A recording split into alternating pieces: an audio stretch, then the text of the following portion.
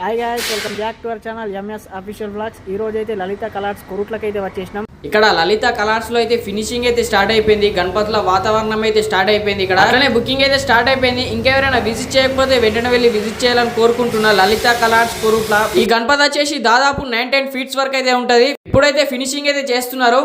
అట్లనే మరొక గణేష్ ఐడిల్ అయితే చూసుకోవచ్చు.